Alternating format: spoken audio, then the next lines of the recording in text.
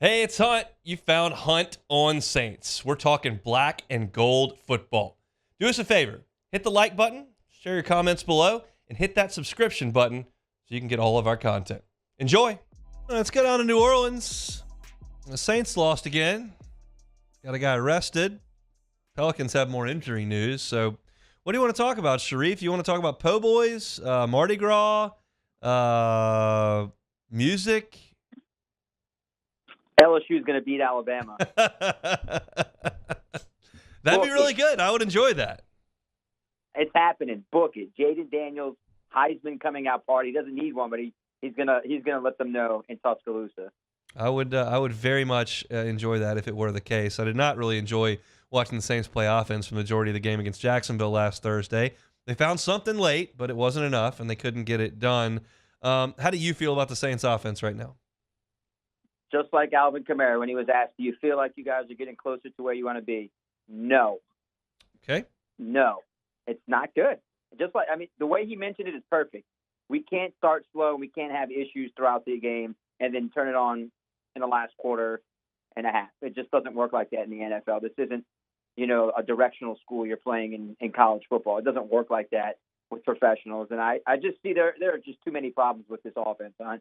You texted me in the game, and I told you Derek Carr is a problem. And Derek Carr is really a problem. I understand his frustrations with the offense, but I think the frustrations that I see that, might affect the rest of the team, when he runs off the sideline and he's barking and yelling at people, and instead of, maybe going through his progressions and not throwing the ball away because he's frustrated, maybe he should go through his progressions instead of getting ready to run off to the sideline and yell at Chris Olave or Alvin Kamara. That wouldn't be an issue if he were to go through his progressions and his reads. Like, I understand maybe they're not running the routes fully or correct, but he's also part of the problem. It isn't just on the receivers and running backs. He has to be the guy that leads them. He is the guy who was paid $150 million. I've said that before in this show. Your quarterback is your leader. It's for any football team. For him, he's got to play much better football. He had a pretty beat-up offensive line. They played well for the entire game, and he still had issues until they got into the up-tempo, no-huddle offense. We understand that the play has not been great. That goes without saying. But is there an issue in the locker room between he and Pete Carmichael, he and Michael Thomas, he and Chris Olave? Is there friction there? Or is that just guys blowing off some steam in a frustrating point of the season? I think guys blowing off, steam after a loss. Eric McCoy said yesterday they're together. There's no issues. Now, they say the right things. Now, is there stuff going on between the walls that we don't know about? Maybe. But at least what they're telling us is everything is fine. When we all know, at least on the field, it's not fine. Dennis even said, look, the growing pains are over with. We're done with the growing pains. It's about time that he said something that was meaningful in his press conferences, because it's bad football. Growing pains are gone. No more of that. So the one thing I agree with Dennis Allen so far this year is he said that yesterday, that they have to move well past those growing pains. Well, they're certainly going through it a little bit here. They've lost 2 games in a row to AFC South teams, lost 4 of their last 5. Where do things start to improve on the offense? Are they getting any healthier on the offensive line? Is it just Carr playing better? Kamara's emergence? Where's the hope? The hope is Derek Carr wakes up and he stops yelling at people, and the rest of the offense gets on the same page. I mean, it's truly, Hunt, it's all about being on the same page and less miscommunication. Way too much miscommunication this far into the season. Like Coach said, that's got to be out of the window now. Growing pains are done. You have to be on the same page. This team is truly, I know people hate hearing this, and they say, no, they're not. They really are better than some of these losses. Like the Packers, an utter disaster. Should have never lost that game. I don't think they should have lost to the Texans with a rookie quarterback and a bunch of new pieces and a rookie head coach. You don't lose those type of games if you're predicted to win the NFC South. Those are the type of things that should not happen. You should not be this far behind this deep into the season. I mean, it's inexcusable. It really is inexcusable football. And it comes from everyone, from the offensive line, receivers, running back, quarterback, coaches, offensive coordinator. Every single person in that room, in that locker room, has to be much better.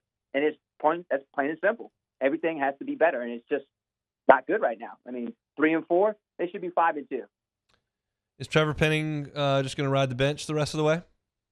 Absolutely. Until he learns how to block and pass pro. He's going to ride that bench until he learns how to become a first-round pick and give better protection, because he's absolutely, I think, rated as maybe the second worst left tackle in the NFL, or the worst left tackle in the NFL right now. So, yeah, he's going to have to learn. He's going to have to learn by watching. If it isn't working, he's just going to watch, and that's just what he has to do. I mean, he's just not playing good football, and it is what it is. Maybe out during the offseason they move him inside because he can do decent in the run game, but his pass block, nah, it's not good. It's not good at all. Not good enough to be a first-round pick. So what's the hope for this offensive line as far as personnel? What's the latest on injuries? I know we've got concussion issues and ankle issues. What are we looking at here? I'm not sure if James Hurst will be back. You assume Ryan Ramczyk will be back. Andrew Speed didn't do that bad after going like almost 5 years without playing left tackle. Last time he played was 2018. Thought he did it all right. I mean, he went against their best pass rusher, Cam Irving, who they signed a couple weeks ago. Didn't do so bad on the right side. So at least you think we have, Ramczyk back this week, and you throw him into the mix. So look, they got guys they can count on now after watching that game, going against that defensive line. But, is the quarterback, Derek Carr, going to improve with 10 days off? That is the most important question. Will they be on the same page? And how will this Chris Olave, it's just a speeding situation. Get arrested for speeding, going 35 miles over. Is that going to wake him up a little bit? He and Carr are going to be on the same page. So got a lot of moving parts when you're 3-4, and it's not great. Colts have lost 3 out of 4, dealing with a new quarterback. Gardner Minshew's in there. How do you like this matchup? They've done well against Gardner Minshew. They beat him the last 2 times last year when he was the Eagles quarterback, when Jalen Hurts was a little banged up. He didn't play in that game. That was because the defense did really well. And then a few years ago in 2019, he was a Jacksonville quarterback. I think they won that game 13-6. But most of those 2 games were based on the defense. Their defense got the job done. And sometimes you have somebody's number. And, I think, to me, honestly, Hunt, the defense is just going to have to carry them again. They put up a lot of points against the Browns this past week, and that's a very good defense. And Jonathan, Taylor, they're probably going to run the offense through him. He's healthy and he looks good. And if that run defense can't show up early, and just doing what they did against the Jags and what they did against the Texans in the first half, that's just a recipe for more bad football. And they could be 3-5 after that game.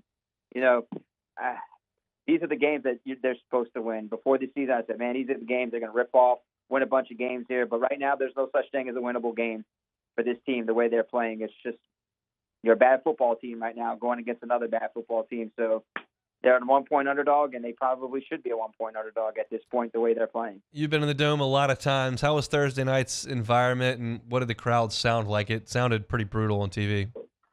Oh, yeah. The boos were coming out. We're not going to lie. The boos were coming, and social media, you can see the frustration is there times 100 since the last game against the Bucs at home, and until the Saints figure it out. I only think the boos are going to grow louder.